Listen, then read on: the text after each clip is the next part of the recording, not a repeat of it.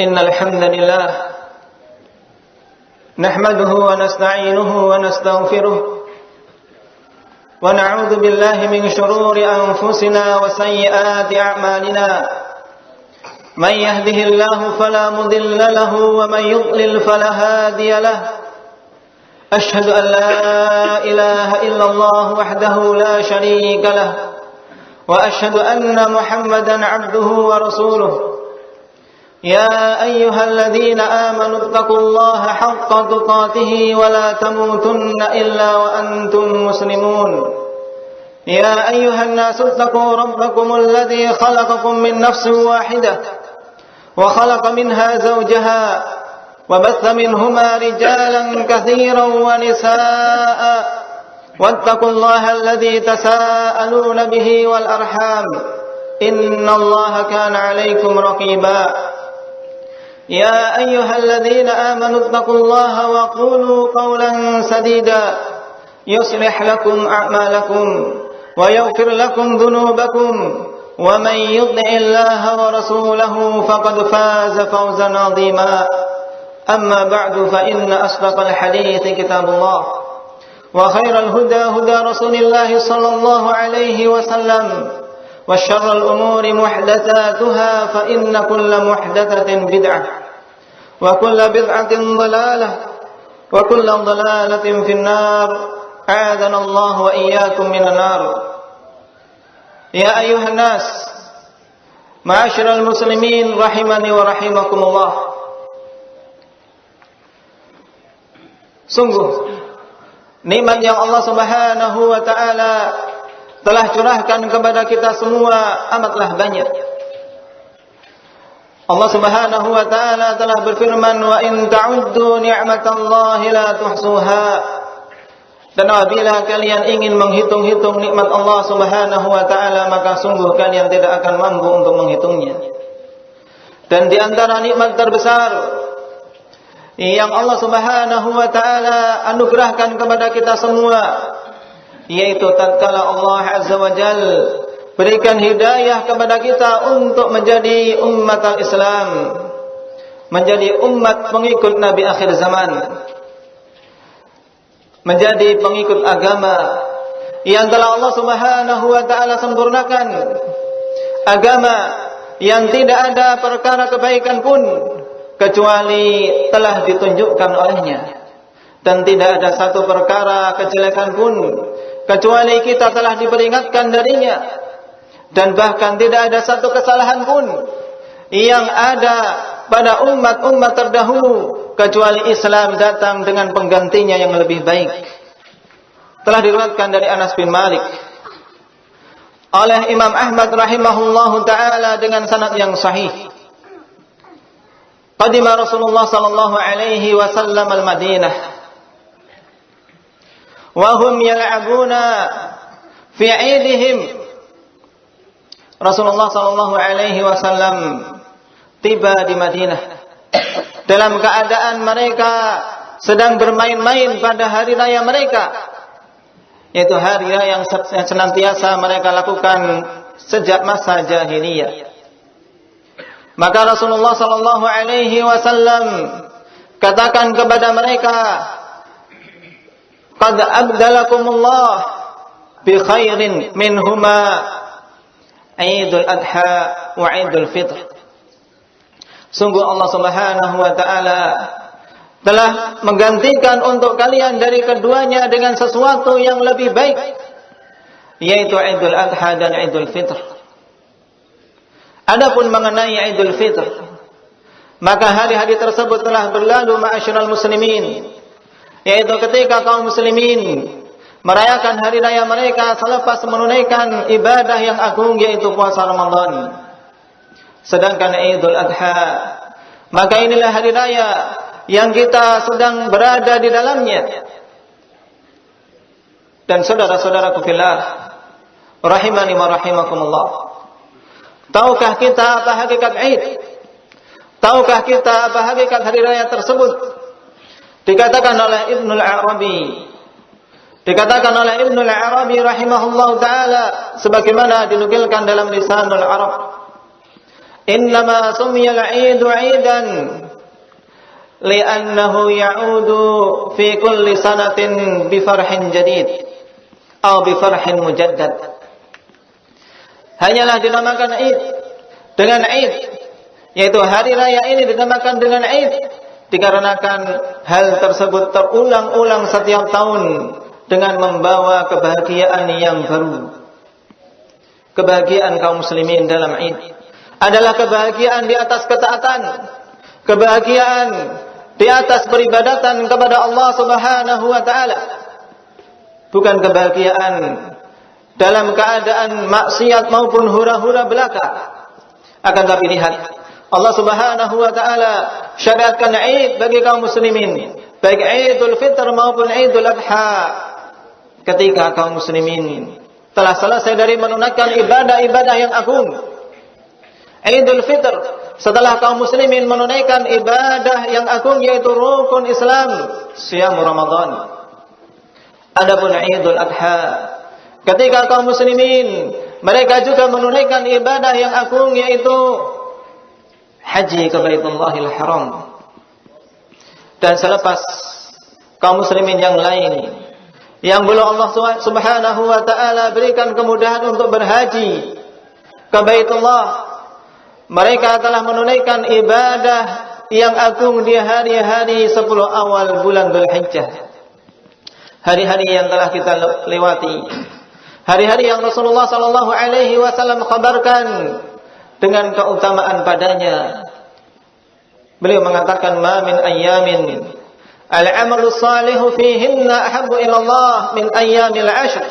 Tidaklah ada hari-hari yang amalan-amalan saleh padanya lebih Allah Subhanahu wa taala cintai daripada hari-hari yang 10, yaitu 10 awal bulan Dzulhijjah.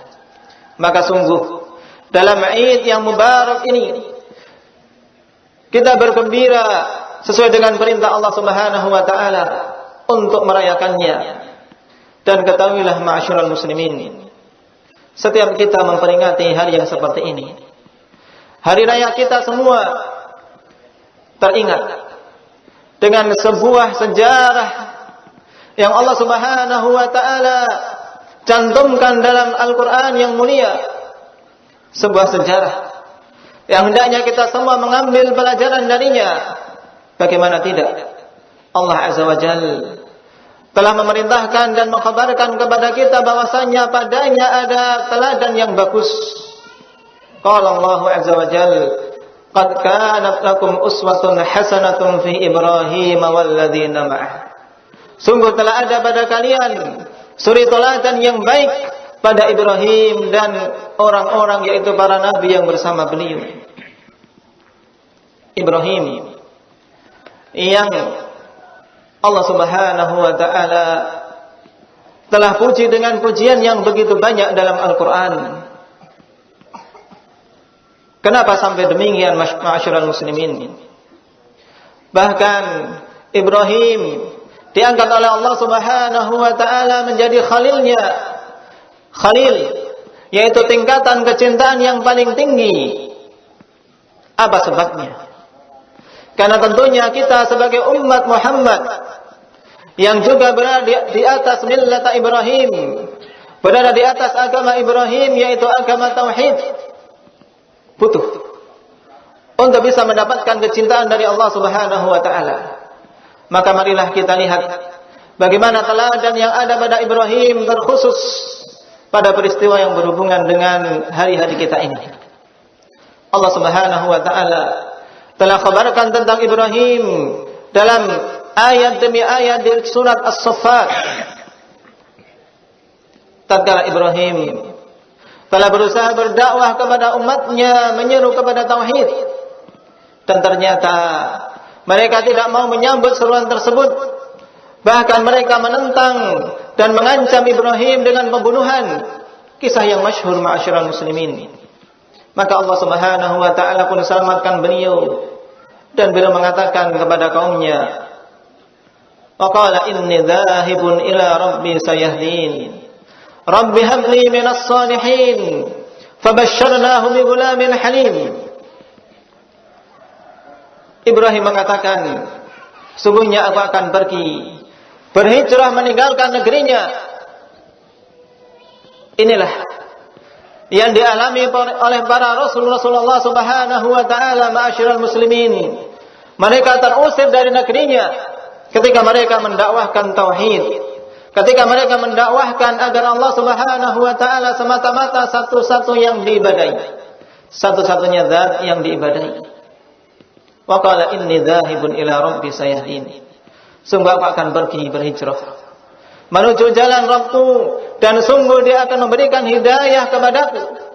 Harapan yang besar. Dan inilah hendaknya setiap ahli tauhid menggantungkan harapannya kepada Allah Subhanahu wa taala, bahwasanya kapan saja dia pergi menuju jalan Allah Subhanahu wa taala, maka yakinlah Allah Subhanahu wa taala akan memberikan petunjuk kepadanya, akan memberikan jalan keluar dan kemudahan kepadanya.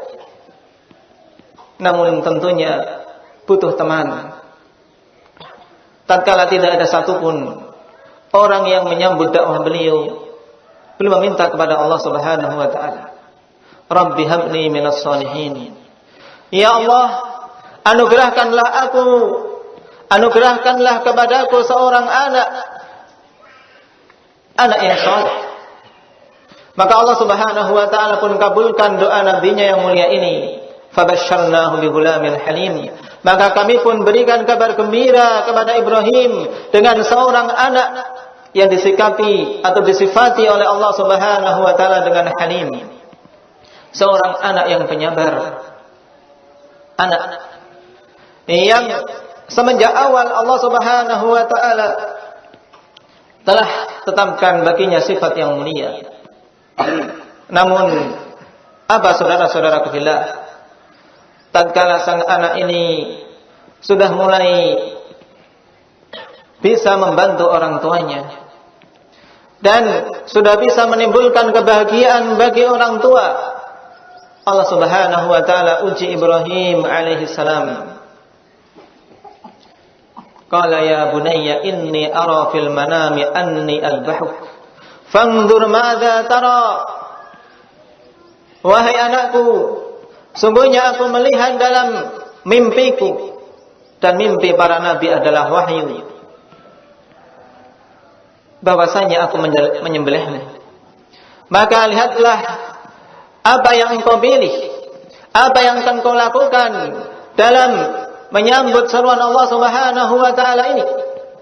Sungguh tawaran dari sang bapak, tawaran dengan penuh kasih sayang dari seorang yang telah lama mengharapkan anak, namun tatkala telah lahir dan mulai menyenangkan hati orang tua, Allah Subhanahu wa taala uji dengan ujian yang begitu besar. Allah perintahkan agar menyembelih Ismail alaihi salam. Dan ini sunnatullah, saudara-saudaraku fillah. Setiap orang yang menginginkan ketinggian derajat di sisi Allah mesti akan diuji. Tidak boleh tidak, mesti akan diuji. Sebagaimana Allah Subhanahu wa taala telah berfirman, Alif Lam Mim, ahasiban nasu an yutraku an yaqulu amanna wa hum la yuftanun. Wa laqad fatanna alladziina min qablihim fala ya'lamanna Allahu alladziina shadaqu wa la ya'lamanna al-kadzibin. Alif Lam Mim. Apakah manusia menyangka mereka akan ditinggalkan begitu saja ketika mereka mengatakan kami beriman? Ditinggalkan, tidak diuji? Tentunya tidak. Sungguh telah kami uji orang-orang sebelum mereka, dan demikian pula tentunya akan kami uji kalian, untuk diketahui siapa-siapa di antara mereka memang betul-betul keimanannya, dan siapa-siapa yang hanya sekedar berbohong belaka. Dan data Ibrahim diuji dengan ujian yang tidak ringan. Demikian pula sang anak. Namun lihat apa jawaban seorang anak yang telah terdidik di atas tauhid, saudara-saudaraku fillah. Bukan dia enggan, bukan dia lari, bukan dia takut. Padahal Allah Subhanahu wa taala perintahkan agar dia disembelih. Qala ya abati fa'al ma tu'mar satajiduni insyaallahu minas sabirin, kata Ismail. wahai bapakku, lakukanlah apa yang telah diperintahkan kepadamu, dan sungguh engkau akan mendapatiku termasuk orang-orang yang bersabar. Lihat, sebuah keadaan yang sangat mengharukan saudara-saudaraku fillah, di mana mereka korbankan apa yang mereka miliki, bahkan nyawa sekalipun mereka korbankan demi memenuhi perintah Allah Subhanahu wa taala. Falamma aslama wa tallahu lil jabin fanadainahu ayya Ibrahim qad saddaqta ar-ru'ya inna kadzalika najzil muhsinin.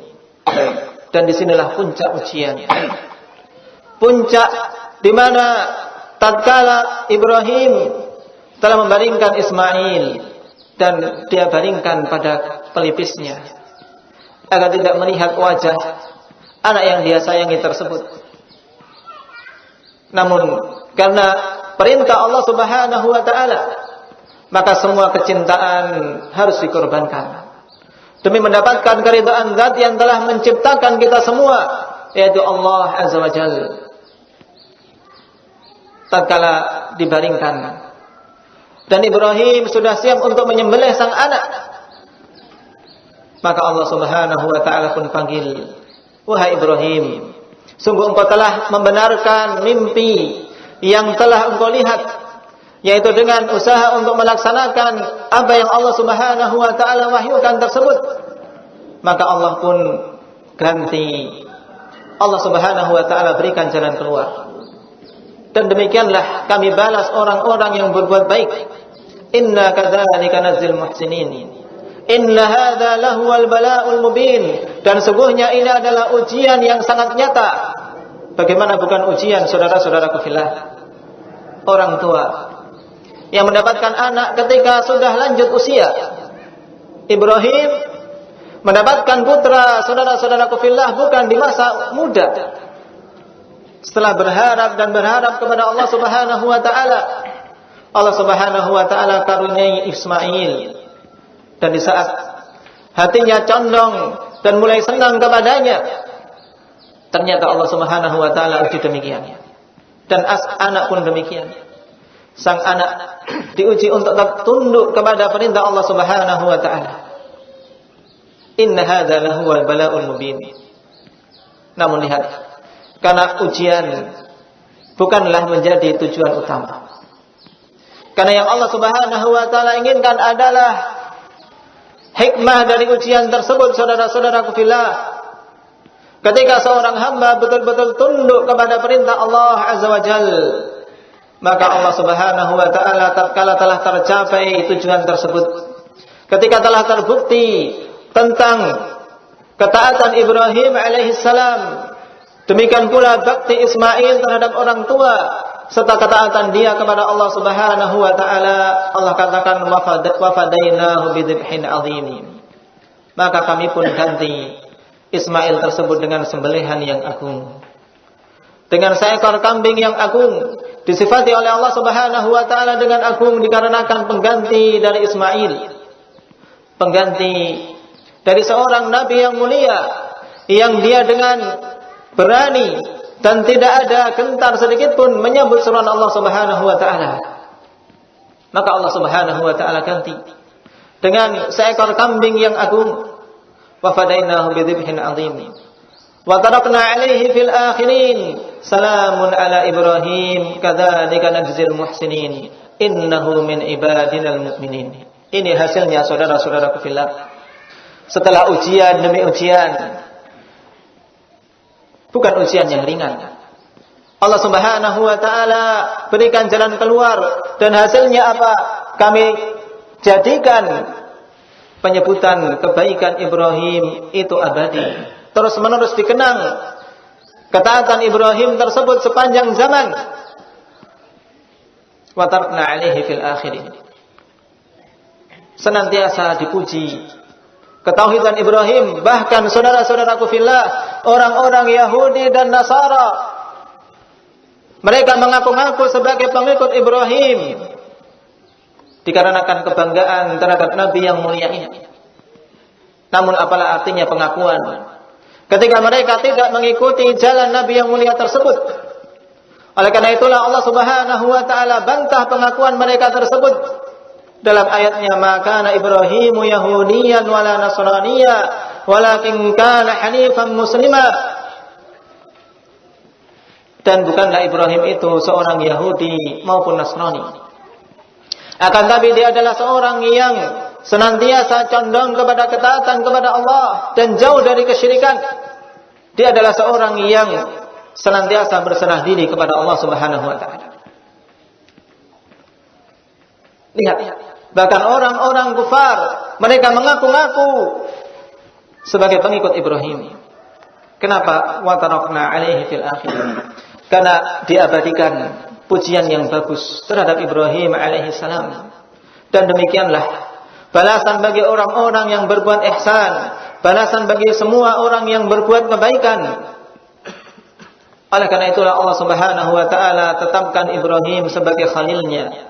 Dan Allah Subhanahu wa taala puji di antaranya dalam firman-Nya yang mulia, "Inna Ibrahim kana ummatan qanitan lillah hanifan wa lam yakun minal musyrikin." Sungguhnya Ibrahim adalah seorang imam, satu orang. Allah Subhanahu wa taala sebut dengan ummah karena memang dia seorang imam, seorang pemimpin bagi ahli tauhid. Qanitan lillah, yang senantiasa taat kepada Allah Subhanahu wa taala, hanifan, dan senantiasa berada di atas tauhid.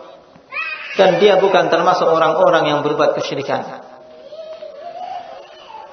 Dari sejarah yang telah Allah Subhanahu wa taala abadikan dalam Al-Qur'annya ini, ma'asyiral muslimin, maka butuh kita bertanya, di mana mereka-mereka dari kaum muslimin yang seperti Ibrahim, dan di mana mereka-mereka dari pemuda-pemuda kaum muslimin yang seperti Ismail, yang dengan serta-merta menyambut seruan Allah Subhanahu wa taala,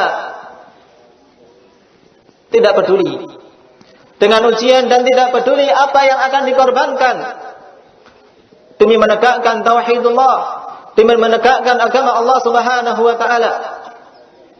Dan sungguh yang demikian itu hanya akan tercapai dan terwujud pada generasi kaum muslimin ketika mereka menjadikan fondasi utama adalah tauhid, yang menjadi inti dakwah dari para rasul, yang merupakan hak asasi yang harus kita wujudkan pertama kali.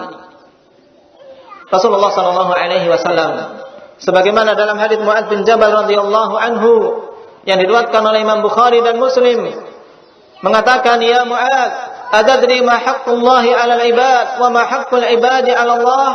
Qultu, "Allahu wa rasuluhu a'lam." Wahai Mu'adz, tahukah engkau apa hak Allah Subhanahu wa taala atas hamba-hamba yang harus ditunaikan, dan apa hak hamba yang telah Allah Subhanahu wa taala tetapkan untuk dirinya? Maka Mu'adz mengatakan, Allah dan Rasulnya saja yang mengetahui. Kemudian Rasulullah sallallahu alaihi wasallam mengatakan, "Haqqullahi 'alal 'ibad ay ya'buduhu wa la yusyriku bihi syai'a, wa haqqul 'ibadi 'ala Allah alla yu'adziba man la yusyriku bihi syai'a." Hak Allah Subhanahu wa taala atas hamba, yaitu agar mereka semua beribadah kepada Allah Subhanahu wa taala, tidak mensekutukannya dengan sesuatu apapun. Dan ini hak yang paling asasi, saudara-saudaraku fillah, yang wajib kita tunaikan dan kita dahulukan atas semua hak, yaitu menyerahkan peribadatan ini kepada Allah Subhanahu wa taala, bukan kepada selainnya. Dan yakini siapa saja telah menunaikan hak tersebut, Allah Subhanahu wa taala akan memenuhi hak kita yang telah Allah Subhanahu wa taala wajibkan atas dirinya sendiri. Wa haqqul ibadi 'ala Allah alla yu'adziba man la yusyriku bihi syai'a. Dan hak hamba-hamba ini atas Allah sebagai bentuk anugerah dan kepemurahan Allah Subhanahu wa taala, yaitu bahwasanya Allah Azza wa Jalla tidak akan mengazab siapa saja yang tidak mensekutukannya dengan sesuatu apapun. Tauhid yang pada zaman ini banyak diremehkan oleh pemuda-pemuda kaum muslimin, yang pada zaman ini banyak diremehkan di tempat-tempat pengajaran anak-anak kaum muslimin. Padahal tanpa tauhid, maka sungguh umatul Islam tidak akan bangkit, tidak akan mencapai kejayaan sebagaimana generasi terdahulu jaya. Lihat saudara-saudaraku fillah, bagaimana para sahabat, mereka sampai begitu sabar menghadapi berbagai macam ujian, baik itu kekurangan harta, kekurangan makan, maupun ujian yang datang dari orang-orang kufar. Apakah karena jasad mereka yang kuat? Tidak. Apakah karena jumlah mereka yang banyak? Tidak. Akan tapi semata-mata karena tauhid yang telah terpatri pada diri-diri mereka. Sehingga kapan Allah Subhanahu wa taala menyeru, maka mereka segera menyambutnya. Dan inilah kewajiban kita semua. Allah Subhanahu wa taala telah berfirman, "Ya ayyuhalladzina amanu istajibu lillahi wa lirrasuli idza da'atum lima yuhyikum wa'lamu annallaha yahulu bainal mar'i wa qalbihi wa annahu ilaihi tuhsyarun." Wahai senantiasa orang-orang yang beriman, sambutlah seruan Allah Subhanahu wa taala tatkala Allah dan Rasulnya menyeru kalian kepada perkara-perkara yang menghidupkan kalian. Dan ketahuilah bahwasanya Allah Subhanahu wa taala akan menghalangi seorang hamba dengan hatinya tatkala hamba tersebut tidak bersegera. Ketika hamba tersebut bermalas-malasan atau bahkan ketika hamba tersebut lalai dari seruan Allah Subhanahu wa taala, wal a'yadu billah, akan dihalangi antara dia dengan hatinya, sehingga hati ini tertutup untuk bisa menunaikan peribadatan kepada Allah Subhanahu wa taala dengan sebaik-baiknya. Maka ma'asyiral muslimin, pada kesempatan Id yang mubarakah ini, yang kita disunnahkan untuk menunjukkan kebahagiaan kita kepada Allah Subhanahu wa taala, marilah kita tekadkan pada diri kita untuk menjadi generasi yang mencontoh generasi Ibrahim dan menjadi pemuda-pemuda yang mencontoh Ismail alaihissalam, ketundukan yang sangat kepada Allah Subhanahu wa taala atas semua yang telah menjadi aturannya. Wa ma ataakumur rasulu fakhudhuhu wa ma nahakum anhu fantahu. Kapan saja kita dapati perintah dari Rasul, segera kita menunaikannya, dan kapan saja ada larangan dari Rasul, kita segera berhenti darinya. Semoga Allah Subhanahu wa taala memberikan taufik kepada kita semua untuk bisa menjadi muslim yang hakiki. Muslim yang betul-betul muslim, bukan sekedar muslim sekedar label. Dan berbahagialah dengan keutamaan yang Allah Subhanahu wa taala telah berikan atas keislaman ini. Qul bi fadlillah wa bi rahmatihi fabidzalika falyafrahu huwa khairum mimma yajma'un. Katakanlah, dengan keutamaan Allah Subhanahu wa taala kalian bergembiralah. Keutamaan Islam, keutamaan Al-Qur'an, keutamaan yang berupa sunnah yang Allah Subhanahu wa taala anugerahkan kepada kita, falyafrahu, berbahagialah kalian. Dan itu semua lebih bagus dari apa-apa yang telah mereka kumpulkan, yaitu yang dikumpulkan oleh orang-orang kufar berupa perkara-perkara dunia. Nas'alullaha ta'ala an yuwaffiqana lima yuhibbuhu wa yardah. Allahumma inna nas'aluka al-huda wat-tuqa wal-'afafa wal-ghina. Allahumma ansuril Islam wal muslimin wa adillal kufra wal kafirin. Allahumma atina fid dunya hasanah wa fil akhirati hasanah wa qina adzaban nar. Wa sallallahu ala Muhammadin